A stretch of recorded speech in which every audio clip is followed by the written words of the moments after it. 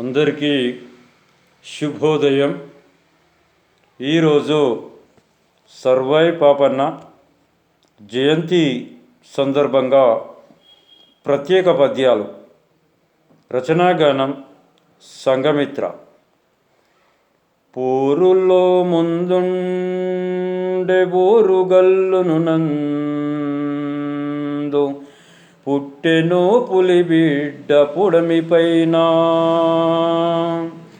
తండ్రి ధర్మన్నలా తల్లి సర్వమ్మలా, తగిన తనయుడంటూ తలిచె జనము.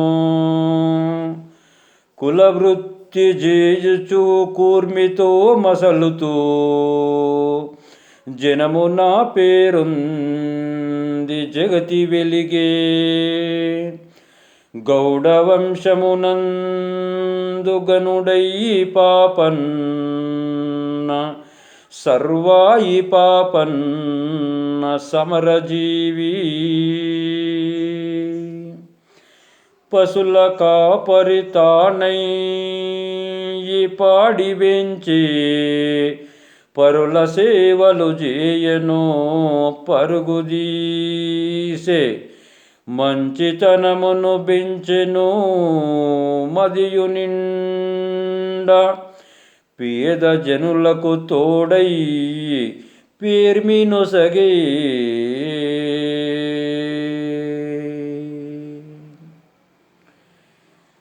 పోరాటాల కిల్లా అయినటువంటి ఓరుగల్లు జిల్లాలో సర్వాయి పాపన్న ధర్మన్నలకు సర్వమ్మలకు జన్మించడం జరిగింది. మరి గౌడ వంశంలో జన్మించి కులవృత్తిని నమ్ముకొని కులవృత్తి చేయించు ఆయన జీవితాన్ని గడుపుతున్నటువంటి సందర్భంలో అతనికి సమాజం నుంచి ఎన్నో పెను సవాళ్ళు ఎదురుకావడం జరిగింది. అతని ముందు ఎటువంటి అన్యాయం జరిగినా కానీ ఎదిరించి పోరాడేటువంటి తత్వం కలిగినటువంటి వ్యక్తి సర్వాయి పాపన్న. మరి గౌడ వంశంలో గొప్ప వ్యక్తిగా జన్మించి వీరుడయ్యి అన్యాయాలను ఎదిరిస్తూ ఎంతో మూర్ఖులకు వ్యతిరేకంగా పోరాటం చేశాడు సర్వాయి పాపన్న. బాల్య వయసులో పశువుల కాపరిగా ఉంటూ పశువులను కాస్తూ పాడి సంపదను పెంచడం జరిగింది. తరువాత తన ఇరుగు పొరుగు వారికి ఎటువంటి ఆపద వచ్చినా సహాయం చేసేటువంటి మంచి వ్యక్తిత్వాన్ని పెంపొందించుకునేటువంటి వ్యక్తి సర్వాయి పాపన్న.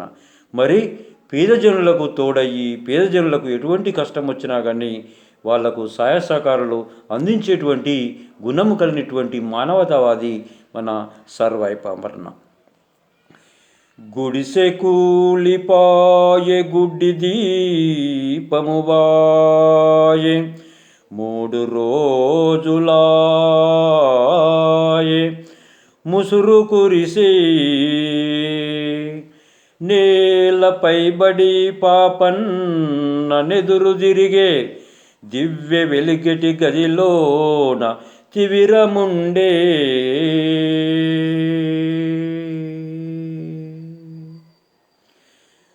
పేదరికంతో మగ్గుతున్నటువంటి సందర్భంలో విపరీతమైనటువంటి వర్షాలకు తన గుడిసె కూలిపోయింది.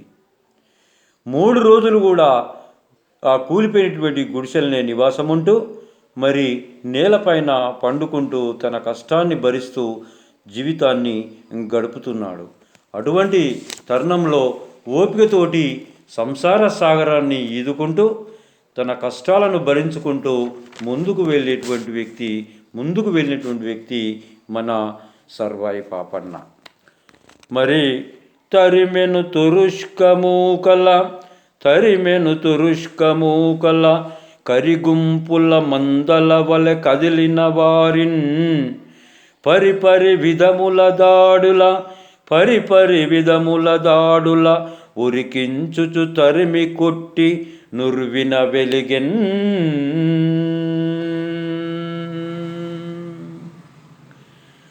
తురుష్కుల మూకలు అతని మీద దాడి చేస్తుంటే, సమాజంలో అన్యాయాలు అక్రమాలు చేస్తుంటే చూస్తూ ఊరుకోక ఈ మూకలకు వ్యతిరేకంగా పోరాటం జరపడం జరిగింది. మరి సమూహాన్ని ఏర్పాటు చేసుకొని గెరిల దళాన్ని ఏర్పాటు చేసుకొని తురుష్క మూకలకు వ్యతిరేకంగా పోరాటం చేశాడు సర్వాయి పాపన్న. మరి అతని పేరు చెప్తేనే ఆ యొక్క తురుష్క మూకలు గడగడలాడిపోయేవారు. గెలిచెను గెరిల్ల పోరున, గెలిచెను గెరిల్ల పోరున, వలచిరి నా పీద జనము వాంఛయుతోడన్, తలచిరి దైవము ఓలెను, తలచిరి దైవము ఓలెను, కొలిచిరి పాపన్ననప్పుడు కోర్కెలు దీరన్.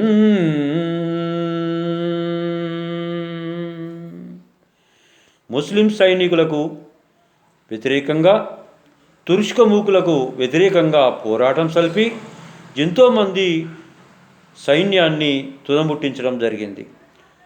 గెరిల్లా పోరాటాన్ని సిద్ధం చేసుకొని, దళాలను సిద్ధం చేసుకొని మరి ఆ తురుష్క మూకులపైన దాడి చేసి ఎంతోమంది మూర్ఖులను సంహరించడం జరిగింది సర్వాయి పాపన్న. మరి గౌడ వంశంలో జన్మించి గౌడ వంశం యొక్క పేరు ప్రఖ్యాతలు చరిత్రలో నిలబెట్టడం జరిగింది మన సర్వాయి పాపన్న. అటువంటి సర్వాయి పాపన్నను చూసి ఆనాటి జనము అతన్ని వేడుకున్నారు, దైవంలాగా కొలవడం జరిగింది. మరి ఆనాటి కాలంలో ప్రజల యొక్క కోరికలను తీరుస్తూ తురుష్క మూకులకు వ్యతిరేకంగా పోరాటం చేస్తూ ప్రజా హృదయాల్లో శాశ్వతంగా నిలిచిపోయినటువంటి వ్యక్తి సర్వాయి పాపన్న. ఆయన గొప్ప యుద్ధవీరుడు.